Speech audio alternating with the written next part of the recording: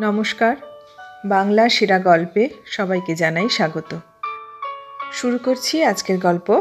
আজ পড়ে শোনাব সাহিত্যিক মানিক বন্দ্যোপাধ্যায়ের লেখা গল্প স্বামী স্ত্রী। তাহলে শুরু করি। গল্পের নাম স্বামী স্ত্রী। রাত 10টায় মেনকা ঘরে এলো।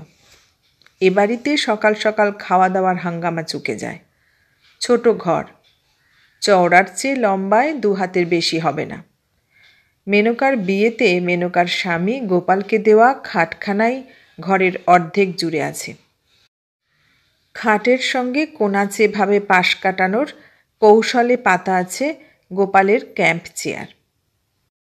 চারদিকেই চেয়ারটির পাশ কাটিয়ে চলাফেরা সম্ভব। সামনে ছোট একটি টুলে পা উঠিয়ে এই চেয়ারে চিত হয়ে গোপাল আরাম করে বিড়ি মেশাল দিয়ে সিগারেট খায় আর বই পড়ে। পপুলার বই, উঁচু দরের বই যারা লেখেন তাদের পর্যন্ত, যে বই পড়ে সময় কাটিয়ে মনকে বিশ্রাম দিতে হয়। ঘরের এক কোণে ট্রাঙ্ক ও সুটকেস, স্টিল, চামড়া আর টিনের। ট্রাঙ্কটি মেনকার বিয়ের সময় পাওয়া। রং এখনও উজ্জ্বল, তবে কিসে ঘা লেগে যেন একটা কোণ থেবড়ে গেছে। দেয়ালে কয়েকটি বাজে ছবি আর মেনকা ও গোপালের বড় একটি ফটো টাঙানো। শাড়ি পরার ঢং, গয়নার আধিক্য আর চুল বাঁধার কায়দা ছাড়া ফটোর মেনকার সঙ্গে যে মেনকা ঘরে এলো তার বিশেষ কোনো তফাৎ চোখে পড়ে না।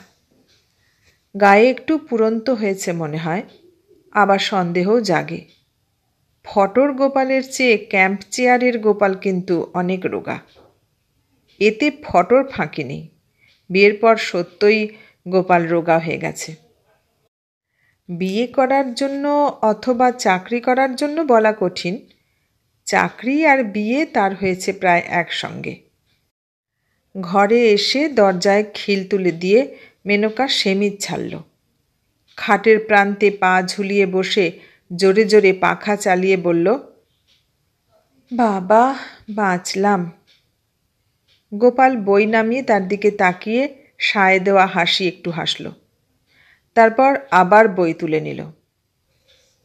উহ মা গো, সেদ্ধ হয়ে গেছি একেবারে। এবার গোপাল বই নামালো না, পড়তে পড়তেই বলল, বিশ্রী গরম পড়েছে। টেবিল ফ্যানটা তুমি আর কিনলে না। তুমি শাড়িটা না কিনলে ন্যাংটো হয়ে তো থাকতে পারি না। পাখার হাওয়া গায়ে লাগাতে তাই সে এরকম হয়ে আছে। ঘর যেন নির্জন, একজোড়া চোখও যেন ঘরে নেই। 3 মাস বাপের বাড়িতে কাটিয়ে 7 দিন আগে এখানে এসেছে। প্রথম দিন এভাবে হাওয়া খেতে পারেনি। ছি, লজ্জা করে না মানুষের? এক দেহ, এক মন, এক প্রাণ যারা 3 মাসের ছাড়াছাড়ি তাদের এমনি করে দেয়, দেখা হওয়া মাত্র চট করে এক হয়ে যেতে পারে না। 3 মাস তারা পরস্পরকে কল্পনা করেছে, কামনা করেছে, ব্যথা আর ব্যর্থতার নিঃশ্বাস ফেলেছে। মুক্তির আস্বাদ আর স্বাধীনতার গৌরবে আনন্দ অনুভব করেছে। শাস্তির মতো রাত জেগেছে। আবেগের চাপে সময় সময় দম যেন আটকে এসেছে কয়েক মুহূর্তের জন্য। কত অভিনব পরিবর্তন ঘটেছে দুজনের মনেই দুজনের। দেখা হবার পর আবার এক দেহ, এক মন, এক প্রাণ হতে খিল দেওয়া ঘরে একটা রাতের, অন্তত আধখান বা সিকিখানা রাতের সময় লাগবে বইকি। যন্ত্রের পার্টস খুলে আবার ফিট করতে পর্যন্ত সময় লাগে। বিধাতা মিস্ত্রি হলেও লাগে। শরীরের ঘাম শুকিয়ে গেলে মেনকা পূবের 2টি পর্দা লাগানো জানালার একটিতে গিয়ে দাঁড়ালো। পাশে একতলা বাড়ির ছাতে নরম জোছনার ছড়াছড়ি। তারপরের তেতলা বাড়ির 7টা জানালা দিয়ে ঘরের আলো বাইরে আসছে। আজকাল কখন সবগুলো জানালার আলো নেভে কে জানে। বিয়ের পর কিছুদিন এ খবরটা সে জানত। 4টে জানালা অন্ধকার হতো প্রায় 11টায়, 2টি হতো 12টার কাছাকাছি, আর তেতালার কোণের জানলাটি নিভত রাত 1:30-2টোর সময়। ওই ঘরটিতে কে বা কারা থাকে তাই নিয়ে সে কত কল্পনাই করেছে। অন্য সম্ভবপর কল্পনাগুলো তার মনে আমল পেত না। পরীক্ষার পড়া করতে ও ঘরে কাউকে রাত জাগতে দিতে সে রাজি ছিল না। তার কেমন বিশ্বাস জন্মে গিয়েছিল তেতালার ওই কোণের ঘরটিতে তাদের মতো এক দম্পতি থাকে, বিয়ে যাদের হয়েছে অল্পদিন। তাদের মতো ভালোবাসতে বাসতে কখন রাত 2টো বেজে যায় ওদেরও খেয়াল থাকে না। তারা অবশ্য আলো নিভিয়ে দেয় অনেক আগেই। বাড়ির ভেতরের দিকে তাদের জানালাটি শুধু ঘন সারসির। ঘরের মধ্যে নজর চলে না, কিন্তু আলো জ্বলছে কি না জানা যায়। ওদের তেতলার কোণের ঘরটিতে হয়তো আলো জ্বালিয়ে রাখার অসুবিধা নেই। বাপের বাড়ি থেকে ফিরে আসবার দিন তারা প্রায় রাত 3টে পর্যন্ত জেগেছিল, কিন্তু সেদিন ও বাড়ির জানালার দিকে তাকাতে খেয়ালও হয়নি। মেনকা আপন মনে আফসোসের অস্ফুট আওয়াজ করল। সে রাত্রে বড় বাড়াবাড়ি হয়ে গিয়েছিল। এক রাত্রে সব একঘেয়ে হয়ে গেল। বাপের বাড়ি যাওয়ার আগে একটানা 6 মাস একসঙ্গে কাটিয়ে যেমন হয়েছিল। ঘুম আসছিল। আফসোসটাই যেন ঘুম কাটানোর বেশি কি করে দিয়ে গেল মেনকার। স্তিমিত চোখের একটু চমক আর পিঠের ঠিক মাঝখানে মৃদু শিরশির। গোপাল মনোযোগ দিয়ে বই পড়ছে। পড়ায় বাধা দিলে সে বড় বিরক্ত হয়। কিছু বলে না, কিন্তু বিরক্ত হয়। বিছানায় ফিরে গিয়ে মেনকা ইতস্তত করে, যতক্ষণ না তার মনে পড়ে যায় যে বেশি রাত জেগে বই পড়লে গোপালের মাথা গরম হয়ে যায়। ঘুম ভাঙিয়ে তাকে বড় জ্বালাতন করে গোপাল। মনে হয় শান্ত সুবোধ মানুষটা যেন বদলে গেছে, মদ খেয়েছে। এমন বিশ্রী লাগে মেনকার, এমন রাগ হয়। সে কি পালিয়ে যাবে? পরদিন সে কি ঘরে আসবে না? দিনের পর দিন ঘুম ভাঙিয়ে একটা মানুষকে কষ্ট দেওয়া কেন, যার শরীরও ভালো নয়? অথচ সে যদি কোনোদিন দরকারি কথা বলতে মাঝরাতে গোপালের ঘুম ভাঙায়, যেদিন কোনো অজানা কারণে তার নিজের ঘুম আসে না, অথবা হঠাৎ ঘুম ভেঙে মনটা অদ্ভুত রকম খারাপ লাগে আর সমস্ত শরীরটা অস্থির অস্থির করায় ছটফট করতে ইচ্ছা হয়, গোপাল শুধু বলে, কাল শুনব, সকালে শুনব। তবু যদি সে নিজেকে তার বুকে খুঁজে দেবার চেষ্টা করতে করতে করুণ সুরে বলে, ওগো শুনছ, বুকটা কেমন জ্বালা করছে, একটু সোডা খাও, বলে সে পাশ ফিরে বালিশটা আঁকড়ে ঘুমোতে থাকে। তখন মেনকার বুকটা সত্যি জ্বালা করে।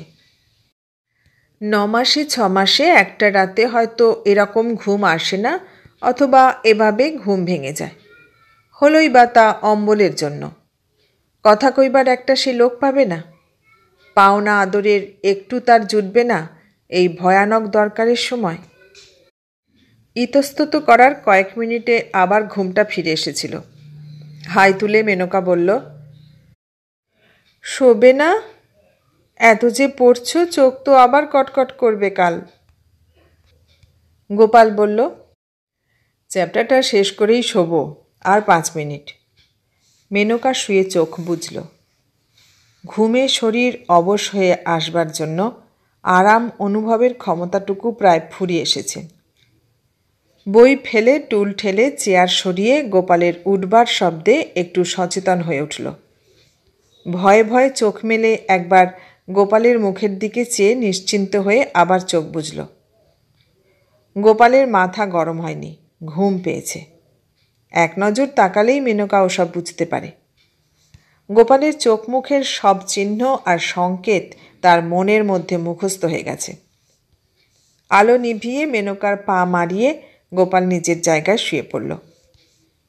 মেনকার জড়ানো গলায় শুধল, কাল ছুটি না? গোপাল জবাব দিল, দুজনে মিনিট 10 ঘুমিয়েছে। এমন সময় ট্যাক্সি করে বাড়িতে এলো অতিথি। একেবারে পর নয়, সস্ত্রীক গোপালের ভাইয়ের ভাই রসিক। গত অগ্রহায়ণে রসিক বিয়ে করেছে। বউকে বাপের বাড়ি রেখে আসবার জন্য আজ 12টার গাড়িতে তারা রওনা হয়েছিল। 6:30টায় কলকাতা পৌঁছে আবার রাত 9টার গাড়ি ধরবে। অ্যাক্সিডেন্টের জন্য লাইন বন্ধ থাকায় তাদের গাড়ি কলকাতা এসেছে 10টার সময়। এত রাত্রে কোথায় যায়, তাই এখানে চলে এসেছে।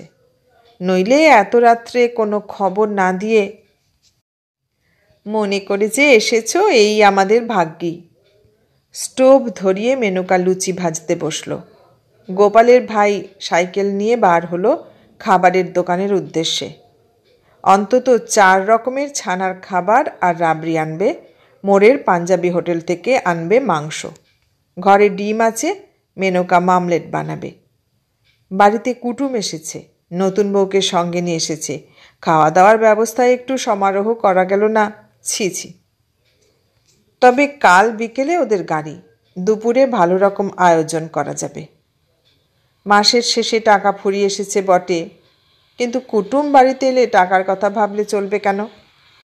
পিসিমাকে মেনকা ফিস করে জিজ্ঞেস করল, একখানা ভালো কাপড় তো বউকে দিতে হবে না পিসিমা? দেওয়া তো উচিত।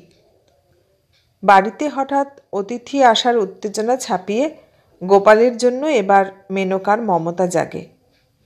আবার এ মাসে বেচারিকে টাকা ধার করতে হবে। একটা মানুষ খেটে খেটে মরে গেল, ভাই বোন মাসি পিসি সবাই লুটে পুটে তার রোজগার খাচ্ছে। তার উপর আবার কুটুমের এসে অতিথি হওয়া চাই। একটা টেবিল ফ্যান কেনার স্বাদ পর্যন্ত বেচারার মেটে না। সেই বা কেমন মানুষ? ঘেমে টেমে অফিস থেকে ফিরলে 10 মিনিট একটু হাওয়া পর্যন্ত করে না তাকে। আজ রাত্রে পাখার বাতাস দিয়ে ওকে ঘুম পাড়িয়ে তবে সে ঘুমোবে। এক হাতে হাওয়া করবে, অন্য হাতে মাথার চুলে। রসিক খেতে বসলো ঘেরা বারান্দায়। রসিকের বউকে বসানো হলো ঘরে। রসিকের কাছে বসলেন পিসিমা। তার বউয়ের ডাইনে বাঁয়ে গা ঘেঁষে বসল মেনকার 2 ননদ। পরিবেশন করতে করতে মেনকা লক্ষ্য করল, এদিকে ওদিকে নড়ে চড়ে বেড়াতে গোপাল রসিকের বউকে দেখছে, আগ্রহের সঙ্গে দেখছে। প্রথমে রসিকের বউকে দেখে গোপাল যেন একটু আশ্চর্য হয়ে গিয়েছিল। আলাপ করতে গিয়ে লজ্জায় তাকে কাবু হয়ে পড়তে দেখে যেন একটু আহত হয়েছিল। সহজ একটা ঠাট্টায় তাকে ফিক করে হাসিয়ে কথা বলাতে পারায় খুশির যেন তার সীমা ছিল না। লুচি ভাজতে এসব মেনকা লক্ষ্য করেছে। এখন দুজনের খাওয়া তদারকের ছুতোয় ক্রমাগত বারান্দা থেকে ঘরে গিয়ে চোখ বুলাচ্ছে রসিকের বউয়ের সর্বাঙ্গে। অন্য কারো চোখে পড়বার মতো কিছু নয়। অন্য কারো সাধ্য নেই গোপালের চলাফেরা আর হাসি মুখে মানানসই কথা বলার মধ্যে অতিরিক্ত কিছু আবিষ্কার করে। মেনকার মতো চোখ তো ওদের কারো নেই। কিন্তু গোপাল এরকম করছে কেন? রসিকের বউ সুন্দরী বলে? মেয়েটার রূপ আছে, একটু কড়া ধাঁচের রূপ।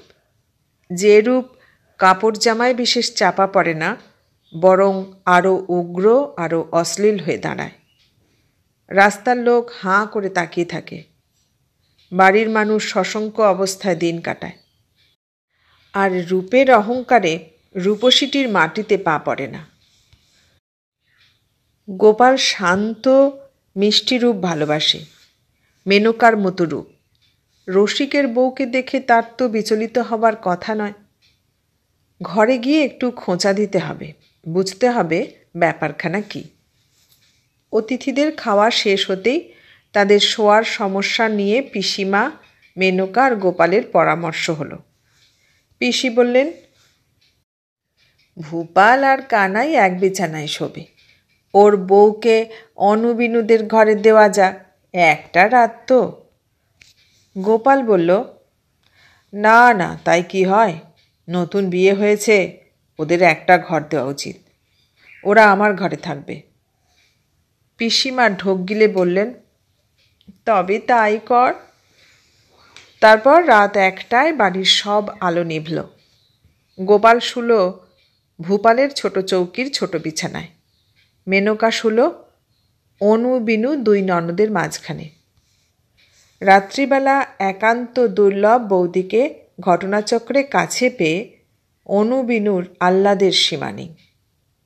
না ঘুমিয়ে সারা রাত গল্প করবে ঘোষণা করে মিনিট 10 ফোয়ারার মতো এবং তারপর আরও 10 মিনিট ঝিমিয়ে কথা বলে আধ ঘন্টার মধ্যে দুজনেই ঘুমিয়ে পড়ল। মেনকা রইল জেগে। গোপালকে তার কত কথা বলার ছিল, কিছুই বলা হলো না। আজকের রাতটা কাটবে, এই দীর্ঘ অফুরন্ত রাত। তারপর সারাটা দিন যাবে। কিছুতে কাটতে চায় না এমন একটা দিন। রাত 10টায় সে গোপালের সঙ্গে কথা বলবার সুযোগ পাবে। ততক্ষণে বাসি হয়ে যাবে সব কথা, বলার কোনো মানে থাকবে না। তাছাড়া পিসিমা কাল ওদের এখানে থেকে যেতে বলেছেন।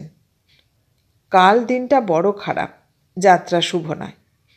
রসিকেরা হয়তো কালও এখানে থেকে যাবে, রাত্রে দখল করবে তার ঘর। তাহলে সেই পরশু রাত্রের আগে গোপালকে সে আর পাচ্ছে না। কি হতচ্ছাড়া একটা বাড়ি গোপাল নিয়েছে, একটা বাড়তি ঘর নেই। বাড়তি ঘর থাকবেই বা কী করে? ভাই বোন পিসি মাসিতে বাড়ি গিজগিজ করছে। গোপালের দোষ নেই, এই বাড়ির জন্যই মাসে মাসে 35 টাকা ভাড়া গুনছে। সকলের সুখের জন্য খেটে খেটে সারা হয়ে গেল মানুষটা। একটু রোগাও যেন হয়ে গেছে আজকাল। নিশ্চয় রোগা হয়ে গেছে। পরশু যখন তাকে জড়িয়ে ধরেছিল, কই আগের মতো জোরে তো ধরেনি। কাছে থাকলে আজকেই পরখ করা যেত কতখানি দুর্বল হয়ে পড়েছে। কাল সকালে চেয়ে দেখতে হবে গোপালের চেহারা কেমন আছে। কাল থেকে একটু বেশি মাছ দুধ খাওয়াতে হবে তাকে। এখন গিয়ে যদি একবার দেখে আসে। ভূপাল আর কানাই নিশ্চয় ঘুমিয়ে পড়েছে, কিন্তু আলো জ্বালালে যদি ওদের ঘুম ভেঙে যায়, অন্ধকারে গায়ে হাত বুলোতে গেলে গোপাল যদি জেগে যায়। আজ রাত্রে কিছু হয় না। আজ সে ফাঁদে পড়ে গেছে। হার্ট ফেল করে এখন সে যদি মরেও যায়, গোপালের একটু আদর পাবে না। কোনো উপায় নেই, কোনো ব্যবস্থা করা যায় না। একটা বাড়তি ঘর যদি বাড়িতে থাকতো। রাত্রির স্তব্ধতা মেনকার কানে ঝমঝম শব্দ তুলে দেয়। ছুতো আর কৈফিয়তের আশ্রয় ছেড়ে যুক্তি আর সঙ্গতির স্তর অতিক্রম করে চিন্তা তার সোজাসুজি স্পষ্টভাবে গোপালকে চেয়ে বসে। পুরনো অভ্যস্ত মিলনের পুনরাবৃত্তি। তারপর মেনকা মরে যেতে রাজি আছে। শুনছ? একসঙ্গে শীত আর গ্রীষ্ম অনুভব করে মেনকা শিউরে উঠল। জানালার শিকে মুখ ঠেকিয়ে গোপাল গলা আর একটু চড়িয়ে বলল, ঘুমিয়েছ নাকি? আমায় একটা অ্যাসপিরিন দিয়ে যাও। মেনকা সাড়া দেবার আগেই ঘরের এক প্রান্ত থেকে পিসিমা বললেন, কে রে গোপাল, শরীর খারাপ লাগছে নাকি? না, গরমে মাথা ধরেছে, অ্যাসপিরিন খাবো। তুমি উঠো না, উঠো না কিন্তু পিসিমা, তোমার উঠে কাজ নেই। মেনকা দরজা খুলে বেরিয়ে এলো। অ্যাসপিরিন যে ঘরে রয়েছে। তবে অ্যাসপিরিন থাক, ছাতে গিয়ে একটু শুই। ভূপালদের ঘরটা বড় গরম। খোলা ছাতে শোবে? অসুখ করে যদি? কিছু হবে না, একটা পাটি বিছিয়ে দাও। ঘর থেকে মেনকা পাটি আর বালিশ নিয়ে এলো, একটি বালিশ। বারান্দা পার হয়ে ছাদের সিঁড়ির দিকে যাবার সময় তাদের ঘরের সামনের সার্সির জানালার কাছে তাকে দাঁড় করিয়ে গোপাল চুপি চুপি বলল, দেখেছ, এর মধ্যে ঘুমিয়ে পড়েছে। সার্সি অন্ধকার। রসিকের নাক ডাকার শব্দ বাইরে শোনা যাচ্ছে।